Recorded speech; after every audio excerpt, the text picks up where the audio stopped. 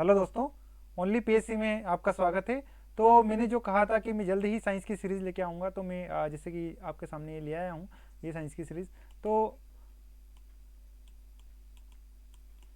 तो ये साइंस की सीरीज है। इसमें मैं आपको शुरुआत में क्वेश्चन वस्तुनिष्ठ क्वेश्चनों के अनुसार डिस्कशन स्टार्ट करूँगा, फिर नंबर बाय नंबर हम क्या करेंगे कि इस पर बहुत सारी बातें करेंगे। ठीक है, तो ये है हमारा पहला क्वेश्चन। कोशिका का जीवित अंश जीवद्रव कहलाता है, मतलब कि कोशिका का जो जीवित अंश है वो क्या कहलाता है? जीवद्रव कहलाता है। ठीक है, ये जीवद्रव कहलाएगा। लेकिन इसमें क्वेश्चन पूछा गया आगे कि यह किससे बना होता है। तो ये मेनली अगर मैं आपको समझाना चाहूँ तो जैसे कि अगर मान लिया जाए कि ये बड़ी सी हमारी एक कोशिका है, ये जो कोशिका झिल्ली से घिरी हुई है। ठीक है, और इसके मध्य में है ये केंद्रक, ये मान लेते हैं केंद्रक है। ठीक है, तो ये जो डॉट डॉट आपको जो ये दिखाई दे रहा है, ये क्या है कि केंद्रक द्रव है, मतलब कि इसके जो केंद्रक के अंदर भरा हुआ एक प्रकार का लिक्विड है, जो जीवित है, जीवित प्रकार का है। ठीक है, और इसके अंदर पाए जाते हैं डीएनए और आरएनए, इसके अंदर पाए जाते हैं, इस केंद्र के अंदर, इसके अंदर। और जो बाहर होता है इसके अंदर भी डॉट डॉट की संख्या में पूरा साइटोप्लाज्म या कोशिका द्रव्य भरा होता है। ठीक है, तो इन दोनों को सम्मिलित रूप से हम क्या कहते हैं? जीवद्रव्य कहते हैं। और साथ ही साथ हम जीवद्रव्य किसे कहते हैं? इसके अंदर जो अंग बने होते हैं उन्हें भी हम क्या कहते हैं? जीवद्रव्य कहते हैं। जैसे फॉर एग्जाम्पल देखा जाए तो ये केंद्रक के पास में है जो है ये ऐसी थैलीनुमा जो संरचनाएं होती हैं, बहुत सारी थैलीनुमा ऐसी संरचना होती है छोटी छोटी। ठीक है, ऐसी संरचनाएं होती है, जैसे कि इसके चारों ओर होती है, ऐसी संरचनाएं होती हैं, ऐसी संरचनाएं। इनको बोलते हैं अंतःपद्रवी जालिका। और इनके ऊपर पाए जाते हैं राइबोसोम पाए जाते हैं। तो ये राइबोसोम क्या काम करते हैं कि प्रोटीन का निर्माण करते हैं, इसलिए इनको प्रोटीन की फैक्ट्री कहते हैं। और इसमें सहयोगी बनता है अंतःपद्रवी जालिका। ठीक है, और इधर गोल्जी बॉडी होती है इधर साइड में, जो कि प्रोटीन और इनकी पैकिंग करती है, साथ ही साथ पुटिकाओं के रूप में पैकिंग करके इनका स्त्रावण करती है, और जो लक्ष्य अंग होता है वहाँ तक ये पहुँचा देती है। ठीक है, और जो कोशिका झिल्ली है चारों ओर से जो घेरे देती है, इसके पास की दीवारों पर लाइसोसोम पाए जाते हैं, जिनमें जो एंजाइम होते हैं अम्लीय प्रकृति के। तो वो क्या करते हैं कि हाइड्रोलिटिक एंजाइम होते हैं, वो उनके अंदर एंजाइम भरे होते हैं। तो वो क्या करते हैं कि जो अंग डैमेज हो जाते हैं उनका भक्षण कर लेते हैं और उनको नष्ट कर देते हैं। और साथ ही साथ कोई सूक्ष्म जीवी इसके अंदर प्रवेश करता है तो उनको भी ये भक्षण करके नष्ट कर देते हैं। और कभी कभी क्या होता है कि इसी लाइसोसोम के अंदर से क्या होता है कि इसकी थैली फट जाती है, और अगर वो जो लिक्विड है इसके अंदर एंजाइम वाला जो अम्लीय प्रकृति का है वो फैल जाएगा और सारे अंग क्या हो जाएंगे? नष्ट हो जाएंगे। तो कुल मिलाकर के तीनों चीज़ों से मिलकर बना होता है। एक होता है कोशिका द्रव्य, एक होता है केंद्रक द्रव्य, एक होता है कोशिका के अंग। जो इसके सारे अंग हैं वो जैसे माइटोकॉन्ड्रिया हुआ, अंतःपद्रवी जालिका, और बहुत सारे अंग जो इसमें पाए जाते हैं। ठीक है, तो इसका राइट आंसर क्या है? डी। ठीक है, अगला हमारा क्वेश्चन से ये मिस प्रिंट हो गया है क्वेश्चन। तो ये मेनली पूछा गया है कि कोशिका आणविक केंद्र कहाँ पर स्थित है? तो वो हैदराबाद में स्थित है। ठीक है, इसका राइट आंसर है हैदराबाद। अगला क्वेश्चन है तीसरे नंबर पर हमारा, निम्नलिखित में से सबसे छोटी कोशिका है तो किसकी सबसे छोटी कोशिका? तो इसमें चार ऑप्शन है आपके सामने, सबसे छोटी कोशिका किसकी है? तो ये माइकोप्लाज्मा, और दूसरा ऑप्शन है अमीबा, तीसरा है श्वेत रक्त कणिका, और चौथा है लाल रक्त कणिका। तो जो इसमें इसका जो राइट आंसर है वो ये है माइकोप्लाज्मा, जो एक प्रकार का बैक्टीरिया है। एक प्रकार का क्या है? ये बैक्टीरिया है, एक प्रकार का जीवाणु है, जीवाणु है एक प्रकार का। और ये जीवाणु जो है इसकी सबसे छोटी कोशिका पाई जाती है, एक प्रकार की प्रोकैरियोटिक कोशिकाएं होती हैं। ठीक है, तो देखा जाए तो अगर कोशिकाएं एक प्रकार इस कोशिकाएं ऐसी होती है, तो कोशिका जो जीवन की होती है सबसे छोटी और संरचनात्मक इकाई होती है, जिससे कि सभी जीव मिलकर के बने होते हैं। अगर बेसिकली देखा जाए तो जो कोशिका क्या होगी, जैसे कि आपने अगर मकान देखा हो, बिल्डिंग देखी हो, तो उसकी जो बेसिक यूनिट क्या होती है? ईंटें होती हैं और सीमेंट होता है और रेत होती है। तो जो ईंटें और सीमेंट जो बेसिक यूनिट्स हैं, जिससे कि फिर दीवारें खड़ी होंगी, उनके बीम कॉलम सब खड़े होंगे, उनकी छत खड़ी होंगी, और फिर बहुत सारे रूम तैयार होंगे और एक बिल्डिंग बन जाएगी। तो उसी प्रकार से जो ईंटें होती हैं, जो सीमेंट्स होती हैं, ऐसे ही सजीवों में क्या होता है कि कोशिकाएं पाई जाती है। तो वो कोशिकाओं से मिलकर बने होते हैं और ये देखने पर सूक्ष्मदर्शी में दिखाई देते हैं। ठीक है, तो ये और कोशिका की जो खोज किसने करती है, नामकरण किसने दिया था? तो रॉबर्ट हुक ने दिया था। सबसे पहले रॉबर्ट हुक ने इसके बारे में बताया था, इसलिए जो कोशिका विज्ञान का जनक या कोशिका का जनक हम रॉबर्ट हुक को कहते हैं। और जीवित कोशिका में जो पहली बार देखा था वो एंटोनी वान ल्यूवेनहॉक ने देखा था। ठीक है, इसी प्रकार से देखा जाए तो कोशिकाएं दो प्रकार की होती है, एक को बोलते हैं यूकेरियोटिक कोशिका और एक को बोलते हैं हम प्रोकैरियोटिक कोशिका। तो जो प्रोकैरियोटिक कोशिकाएं होती हैं उसके जो कोशिका अंग होते हैं वो विकसित नहीं होते हैं या नहीं पाए जाते उसके अंदर, जैसे कि उसके अंदर केंद्रक नहीं पाया जाता या कोशिका झिल्ली नहीं पाई जाती, माइटोकॉन्ड्रिया नहीं पाया जाता, तो ऐसी कोशिकाओं को हम कहते हैं प्रोकैरियोटिक कोशिकाएं। ठीक है। और अगर दूसरा भाग होता है यूकेरियोटिक कोशिकाओं का, तो यूकेरियोटिक कोशिकाएं उन कोशिकाओं को कहते हैं जिनके सारे कोशिका अंग विकसित होते हैं, उनके अंदर एक विकसित केंद्रक पाया जाता है और उस विकसित केंद्रक के अंदर विकसित और द्विखंडित रूप में डीएनए पाए जाते हैं, आरएनए पाए जाते हैं, तो ऐसी कोशिकाओं को हम यूकेरियोटिक कोशिका कहते हैं।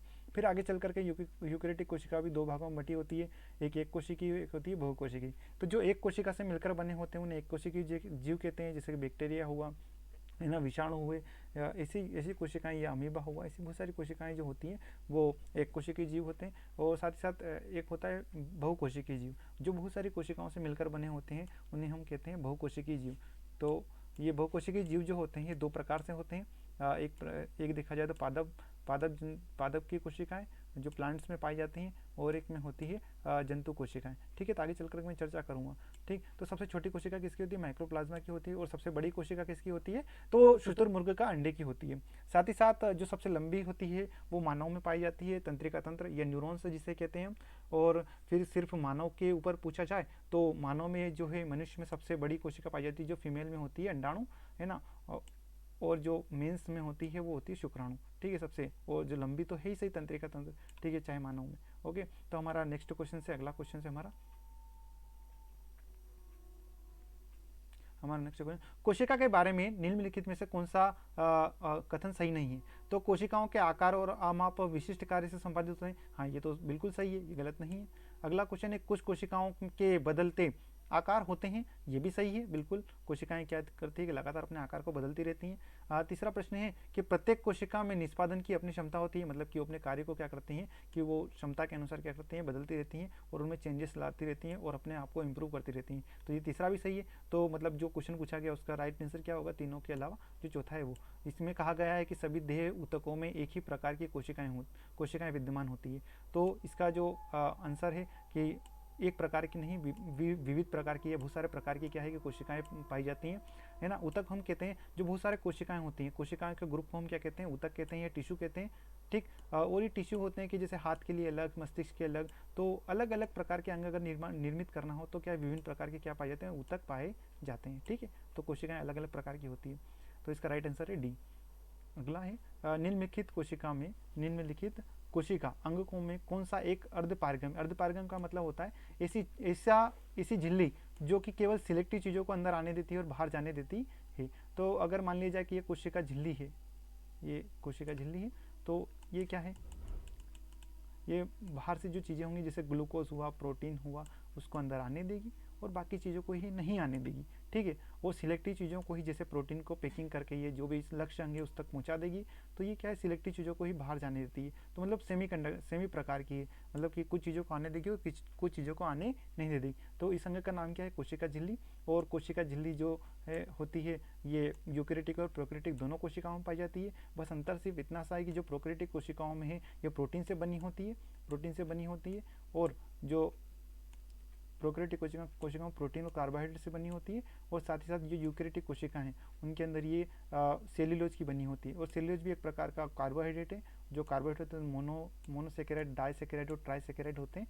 तो उसमें जो पॉलीसेकेराइड है उस प्रकार का, या ट्राइसेकेराइड उस प्रकार का जो सेल्यूलोज होता है उसके बनी होती है कोशिका झिल्ली। ठीक है, और ये सिर्फ ये जंतु कोशिका और पादप कोशिका दोनों में पाई जाती है ना। प्लाज्मा झिल्ली जो होती है ये मेनली रूप से प्रोकैरियोटिक कोशिकाओं में पाई जाती है प्लाज्मा झिल्ली। और प्लाज्मा झिल्ली के माध्यम से ही जो प्रोकैरियोटिक कोशिका के जो जीव हैं जैसे कि जीवाणु हुए, विषाणु हुए, ये अपनी श्वसन क्रियाएं करते हैं। ठीक है, कोशिका भित्ति जो होती है वो यूकेरियोटिक कोशिका में पाई जाती है। और यूकेरियोटिक कोशिका में मेन रूप से पादपों में पाई जाती है, मतलब प्लांट्स में पाई जाएगी, मतलब ये जंतु में नहीं पाई जाती। जैसे कि ये कोशिका झिल्ली थी तो इसके जो चारों ओर का जो आवरण है, जैसे कि ये आवरण है चारों ओर का,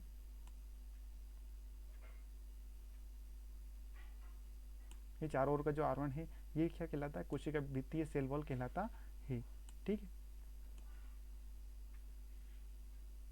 ये तो ये किससे बना होता है, सेल्यूलोज से बना होता है। और जो कोशिका झिल्ली होती है ये मेनली वसा से या लिपिड से बनी होती है, ठीक है, जो अर्धपारगम्य प्रकार की होती है। और कोशिका भित्ति जो होती है वो कैसी होती है, पारगम्य होती है, मतलब कि इसके अंदर बाहरी सभी चीज़ों को आने जाने देती है। और केंद्रक जो होता है वो यूकेरियोटिक कोशिकाओं का महत्वपूर्ण अंग होता है, जो कि कोशिका के मध्य भाग में बीच में पाया जाता है, बीच में। और इसी जो ये केंद्रक होता है ये मास्टर होता है, जो क्या करता है कि पूरी कोशिका पर सब पर कमांड रखता है या मैनेजमेंट करता है सब पर। और इसी केंद्र के अंदर डीएनए और आरएनए पाए जाते हैं, केंद्रिका पाई जाती है। जिन डीएनए और कोशिका विभाजन के समय क्या होता है, केंद्र गायब होने लगता है और डीएनए बाहर आ जाते हैं और फिर उनका विभाजन स्टार्ट हो जाता है। तो आगे चल करके मैं आपको बताऊंगा इसके बारे में। अगला हमारा प्रश्न है कि निम्नलिखित में पोषकों में से कौन सा एक पौधों की कोशिका भित्ति का एक संरचनात्मक घटक है। मतलब कि कहने का सीधा सा मतलब है कि कौन सा तत्व ऐसा है जो इन चारों में से जो कोशिका भित्ति है, सेल वाली जो बाहरी संरचना होती है उसके निर्माण में सहायक होता है। तो इसमें इसका जो राइट आंसर होगा वो मैग्नीज है, ठीक है। तो मेनली देखा जाए कि कोशिका भित्ति सिर्फ पादपों का गुण है, ये जंतु कोशिका में नहीं पाई जाती है। जैसे कि चारों ओर का आवरण जो होता है ये दृढ़ होता है ना, ये आकार और आयतन प्रदान करता है कोशिका को। तो ये केवल प्लांट सेल में या पादप कोशिकाओं में पाया जाता है सिर्फ। और ये मुख्य रूप से सेल्यूलोज का बना होता है, मैं आपको बता चुका हूँ, ठीक। इसके अंदर जो होती है कोशिका झिल्ली होती है, ये सारी चीज़ों को आने जाने देता है, इसलिए इसको पारगम्य कहते हैं। और सेल्यूलोज के अलावा ये जिस तत्व इसमें सम्मिलित होता है उसको बोलते हैं मैग्नीज। तो मैग्नीज तत्व इसमें सम्मिलित होता है। अगला जो हमारा प्रश्न है वो न्यूक्लियस के बाहर डीएनए कहाँ पर मिलता है। मतलब कि मेनली न्यूक्लियस मतलब केंद्रक के अंदर तो डीएनए पाया ही जाएगा, साथ ही साथ ये और कहाँ पाया जाता है ये प्रश्न ये पूछना चाह रहा है। तो जैसे कि केंद्रक के बीच में, तो इसके अंदर तो क्रोमेटिन जाल के रूप में डीएनए पाए जाएंगे, फिर जब बाहर निकल जाएंगे तो उनको क्रोमोसोम कहते हैं हम, ठीक है। तो इसके अंदर तो पाए जाते हैं इसके अंदर, लेकिन जो इसके अलावा और कहाँ पर पाए जाएंगे, तो इसके अलावा पाए जाते हैं माइटोकॉन्ड्रिया में पाए जाते हैं, ठीक है, माइटोकॉन्ड्रिया में पाए जाते हैं। और साथ ही साथ ये जो हरित लवक होते हैं जो केवल पादपों का गुण है उनके अंदर भी ये पाए जाते हैं। तो डीएनए 3 जगह मिलने पाए जाते हैं, इसके अतिरिक्त ये और कहीं नहीं पाए जाएंगे, ठीक है। तो इसका राइट आंसर है क्या, सी, माइटोकॉन्ड्रिया में। अगला क्वेश्चन है हमारा कि कोशिका कला या कोशिका कला को हम सेल मेम्ब्रेन भी कहते हैं या कोशिका झिल्ली भी कहते हैं, है ना। कला वर्णनात्मक पारगम्य होती है क्योंकि, मतलब ये पारगम्य होती है क्योंकि यह वर्णित जैव अणुओं से बनी होती है। यह उच्चतर सांद्रता वाले क्षेत्रों से निम्नतर सांद्रता वाले क्षेत्रों की ओर कुछ पदार्थों का अभिगमन करती है। दोनों ही गलत है, ठीक है, ये दोनों ही गलत है, दोनों ही गलत है। तीसरा है यह जैव अणुओं का संचलन केवल विशिष्ट सांद्रता पर करता है, नहीं, ये किसी भी सांद्रता पर कर देगा, तो ये भी गलत हुआ इसका। तो इसका राइट आंसर क्या हुआ, डी, मतलब कि यह कुछ अणुओं के अंदर या बाहर की ओर संचलन को कोशिका में से होने देती है, जबकि अन्य अणुओं को संचलन को रोक देती है। मतलब कि ये सिलेक्टिव पदार्थ को ही अंदर आने देगी और बाहर जाने देगी, बाकी को ये रोक देती है। जैसे कि चाय छन्नी जैसी काम करती है कि चाय को तो आने देगी लेकिन चाय पत्ती को आने नहीं देगी। अगला हमारा प्रश्न है कि सेल नाम किस जीव वैज्ञानिक ने दिया सर्वप्रथम। तो ये थे रॉबर्ट हुक ने सबसे पहले किसके बारे में बताया, कोशिका सेल के बारे में बताया, ठीक है। यह अगला क्वेश्चन है हमारा, कौन सी रचना जंतु कोशिका को वनस्पति कोशिका से विभाजित करती है। मतलब ऐसी कौन सी कोशिका है जो जंतु कोशिका या वनस्पति कोशिका में अंतर होगा। तो राइबोसोम दोनों में पाए जाते हैं, माइटोकॉन्ड्रिया दोनों में पाया जाता है, सेंट्रोमियर भी दोनों में पाए जाते हैं। तो कौन है, सेंट्रियोल को हम हिंदी में तारकाय कहते हैं। ये केवल जंतु कोशिका होती है, उसी का ही गुण है, केवल जंतु कोशिका में पाया जाता है, ठीक है। अगला जो हमारा प्रश्न है वो है प्रोटीन का सक्रिय स्थल है। तो प्रोटीन कहाँ पर निर्माण होता है, मैंने आपको बताया जब कोशिका थोड़ी बताई थी। तो जो लाइसोसोम को तो आत्महत्या की थैली कहते हैं, क्योंकि इसमें अम्लीय प्रकृति के एंजाइम होते हैं जो कोशिका को नष्ट कर सकते हैं, इसलिए हम लाइसोसोम को आत्महत्या की थैली कहते हैं। अगला है राइबोसोम। तो राइबोसोम क्या है, एक प्रकार का आरएनए है जो प्रोटीन खुद भी प्रोटीन का बना होता है और ये प्रोटीन का निर्माण करता है, इसलिए राइबोसोम को हम प्रोटीन की फैक्ट्री कहते हैं। तो राइबोसोम क्या काम करता है, ये पाया जाता है अंतःप्रद्रवी जालिका पर और प्रोटीन का निर्माण करता है, मतलब प्रोटीन का उत्पादन करता है, इसलिए इसे सक्रिय स्थल कहते हैं। तो ये इसका राइट आंसर आएगा राइबोसोम। माइटोकॉन्ड्रिया को तो पावर हाउस कहते हैं, ऊर्जा ग्रह कहते हैं, क्योंकि ये ग्लूकोज तोड़ करके ऊर्जा का उत्पादन करता है CO2 की उपस्थिति में, और कुछ मात्रा में अपशिष्ट पदार्थ निकलते हैं जैसे कि कार्बन डाइऑक्साइड और जल, ठीक है। गोल्जी का काम है पैकिंग करना और स्त्रावण करना। पैकिंग किस चीज़ की करता है, प्रोटीन की पैकिंग करता है ना, और उन्हें भेज देता है। अगला जो प्रश्न है हमारा, कौन सा कोशिकांग केवल पादप कोशिकाओं में पाया जाता है। तो केवल पादप में कोशिका भित्ति पाई जाती है, ये भी सत्य है। केवल पादप में लवक पाए जाते हैं, ये भी सत्य है। हाँ, रिक्तिकाएँ दोनों में पाई जाती हैं, ये थोड़ा ऑप्शन क्या मिस प्रिंट हो गया होगा, लेकिन अगर इसका क्वेश्चन का मतलब है कि प्राय रिक्तिकाएँ केवल पादप में पाई जाती है, ये सत्य है। वरना रिक्तिकाएँ कुछ मात्रा में जो कुछ जंतु होते हैं उनमें पाई जाती है। तो इसका जो राइट आंसर आएगा वो डी आएगा, उपरोक्त सभी में। अगला जो हमारा प्रश्न है, कोशिकीय श्वसन का सक्रिय स्थल है। तो जहाँ पर कोशिका श्वसन का सीधा सा मतलब है कि वो ग्लूकोज को तोड़कर क्या करेगी, ऊर्जा का उत्पादन करेगी। जैसे कि हमारे शरीर में जो अंग के रूप में पूछा जाएगा तो फेफड़े होते हैं जो श्वसन क्रिया करते हैं, उसके माध्यम से वो CO2 लेते हैं और रक्त में मिला देते हैं, फिर CO2 पहुँच जाती है और CO2 के द्वारा ही ग्लूकोज को तोड़ा जाता है। उसकी उपस्थिति में ग्लूकोज को तोड़ा जाता है माइटोकॉन्ड्रिया में, कहाँ पर, माइटोकॉन्ड्रिया में, और फिर ऊर्जा का उत्पादन होता है। इसलिए माइटोकॉन्ड्रिया को पावर हाउस या बिजली घर या कोशिका का इंजन भी कहा जाता है, क्योंकि वो कोशिकीय श्वसन करती है। तो इसका राइट आंसर है क्या, माइटोकॉन्ड्रिया। अगला ऑप्शन है हमारे पास अवर्णिक लवक या ल्यूकोप्लास्ट मुख्यतः पाए जाते हैं। ल्यूकोप्लास्ट कहाँ पर पाए जाएंगे, तो अवर्णिक, तो लवक क्या होता है कि मेनली पादपों का गुण है, पादपों में पाए जाएंगे सिर्फ ये, और साथ ही साथ ये 3 प्रकार के होते हैं, एक होता है हरित लवक, एक होता है वर्णी लवक और एक होता है अवर्णी लवक। तो हरित लवक का काम तो ये होता है कि उसमें क्लोरोफिल पाया जाएगा, तो वो क्या करेगा, प्रकाश संश्लेषण क्रिया और उसके द्वारा भोजन का निर्माण करता है। लेकिन एक और होता है वर्णी लवक, जो कि पेड़ पौधे के जितने भी अंग होते हैं, जैसे फूल हुआ, फल हुआ या बीज हुए, उनको रंग प्रदान करने का काम करता है। ठीक है, कौन, वर्णी लवक। और एक होता है अवर्णी लवक, जो प्रश्न में पूछा गया है, ल्यूकोप्लास्ट। तो ल्यूकोप्लास्ट का काम क्या है कि ये क्या करता है, वहाँ पर पाया जाता है जहाँ की सूर्य का प्रकाश नहीं पहुँचता। तो मेनली किस जगह पर सूर्य का प्रकाश नहीं पहुँचता है, तो जड़ों में, तो ये जड़ों की कोशिकाओं में पाया जाता है। लेकिन इसका मुख्य काम क्या होता है, ये रंगहीन होता है, साथ ही साथ इसका मुख्य काम है कि भोजन का भंडारण करता है, मतलब कि भोजन को संचित करके रखता है। तो इसका राइट आंसर है। अगला प्रश्न है हमारा,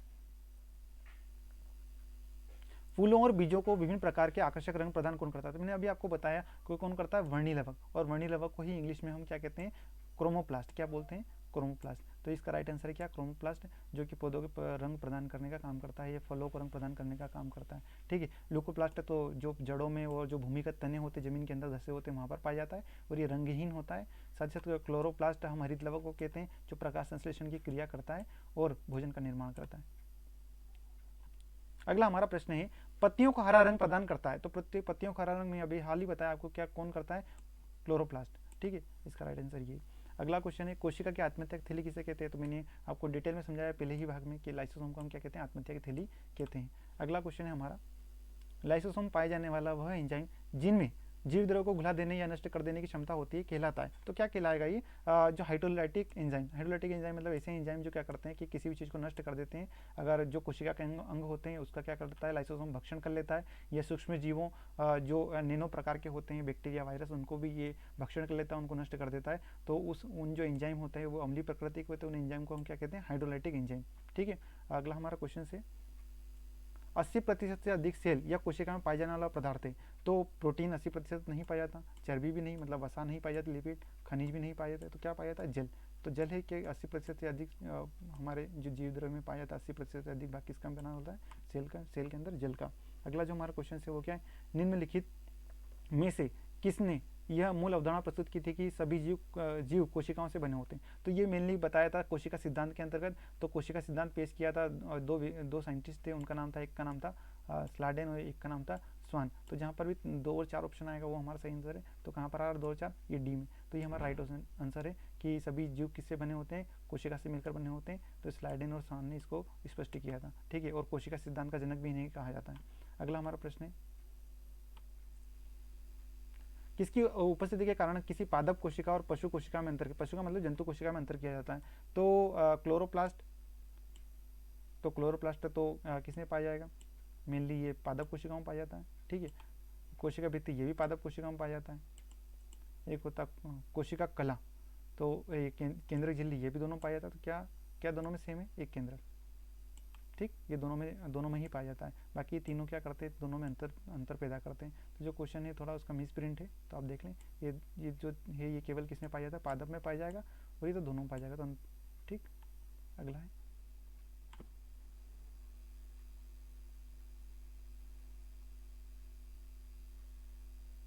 गोल्जी काय का प्रमुख कार्य है। तो गोल्जी काय का प्रमुख काम क्या है, ये पैकिंग करता है, पैकिंग के साथ क्या करता है, स्त्रावण करता है। तो इसका राइट आंसर है डी। अगला है, निम्नलिखित कौन सा कोशिकांग डीएनए रखता है। तो ये डीएनए रखता का मतलब क्या है कि जिससे डीएनए चिपके होते हैं, मतलब कि अगर देखा जाए तो एक प्रकार से ये डीएनए, तो ये जो बीच में जहाँ पर चिपके हुए हैं ना, इसको हम कहते हैं क्या, सेंट्रियोल।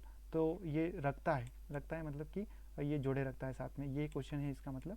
और जो आगे पूछना चाह रहा है तो डीएनए कहाँ कहाँ पर पाया जाता है, तो वो केंद्रक के अंदर और न्यूक्लियस के अंदर पाए जाएंगे, हरित लवक के अंदर पाए जाएंगे, साथ ही साथ किस में पाए जाते हैं, माइटोकॉन्ड्रिया में पाए जाते हैं। लेकिन वो रखते हैं का मतलब उसका क्वेश्चन पूछने का ये है कि किसे चिपके होते हैं, सेंट्रियोल से। ठीक है, अगला हमारा क्वेश्चन है कौन सा कोशिकांग प्रोटीन संश्लेषण में प्रमुख भूमिका निभाता है। तो मैंने आपको बताया प्रोटीन की फैक्ट्री किसे कहते हैं, हम राइबोसोम को, तो राइबोसोम तो इसमें राइट आंसर है। साथ ही साथ राइबोसोम किस पर पाए जाते हैं, एंडोप्लाज्मिक रेटिकुलम मतलब कि अंतःप्रद्रवी जालिका पर, तो इसका राइट आंसर है बी। अगला हमारा क्वेश्चन है प्रोग्राम्ड सेल डेथ का कोशिकीय एवं आणविक नियंत्रण क्या कहलाता है। तो इसको हम सिंपल भाषा में एजिंग कहते हैं, जो उसका आणविक या आंतरिक जो अंग होते हैं उसका क्या करता है, निर्धारण उन पर नियंत्रण करता है। ठीक है, या उस क्रिया को हम कहते हैं एजिंग। तो अगला क्वेश्चन है कौन सा अंग प्राय जंतु कोशिका में उपस्थित नहीं होता है, मतलब कि वो केवल जंतु में नहीं पाया जाएगा, पादप में पाया जाएगा, कहने का मतलब इतना सा है। तो माइटोकॉन्ड्रिया तो दोनों में पाए जाते हैं, गोल्जिका भी दोनों में पाया जाता है, अंतःप्रद्रवी जालिका भी दोनों में पाया जाता है, बचा क्या, लवक। तो लवक मैंने आपको बताया कि 3 प्रकार के होते हैं। ठीक है, हरित लवक और वर्णित लवक और अवर्णित लवक। ठीक है, तो केवल लवक में अंतर है, तो इसका राइट आंसर है। अगला हमारे जो क्वेश्चन है वो है लाइसोसोम का कार्य क्या कार्य करता है। तो प्रोटीन संश्लेषण तो राइबोसोम करता है, इसका काम तो कौन कर रहा है, राइबोसोम। प्रोसेसिंग में पैकेजिंग कौन कर रहा है, गोल्जी काय कर रहा है ना। और वसा का संश्लेषण कौन करता है, चिकनी अंतःप्रद्रवी जालिका। तो बचा राइट आंसर हमारा क्या है, सी। ये क्या करता है, अंतः कोशिकीय पाचन में कार्य करता है। ठीक है, अगला क्वेश्चन है हमारा कोशिका भित्ति या सेल वॉल होती है, ये मैंने आपको बताया था। कोशिका भित्ति क्या है, ये केवल पादपों का गुण है, पादपों में पाई जाती है केवल। और साथ ही साथ ये पादपों की जो बाहरी संरचना होती है उसको हम कोशिका भित्ति कहते हैं, जो आकार और आयतन निर्धारित करती है पादपों का। साथ ही साथ ये पारगम्य प्रकार की होती है, मतलब कि ये सभी पदार्थों को आने और जाने देती है, किसी प्रकार का कोई रोक टोक नहीं है। ये सेलुलोज की बनी होती है। ठीक है, अर्ध पारगम्य झिल्ली कौन होती है, कोशिका झिल्ली होती है। ठीक है, जो वसा से बनी होती है। चयनात्मक का भी मतलब यही है, अर्ध पारगम्यता। ठीक, ओके। अगला हमारा क्वेश्चन से क्या, माइटोकॉन्ड्रिया का भीतरी वलन कहलाता है। भीतर मतलब कि माइटोकॉन्ड्रिया एक जूते जैसी संरचना होती है, ऐसे मान लो कि माइटोकॉन्ड्रिया।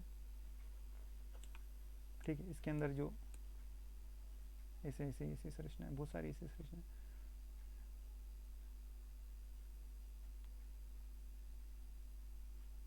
ऐसी पाई जाएगी। तो जो ये भीतरी भीतरी जो संरचना बना रहा है ऐसी, ये वाली तो ये वाली संरचना को हम क्रिस्टी कहते हैं। ठीक है, तो इसका राइट आंसर है क्रिस्टी।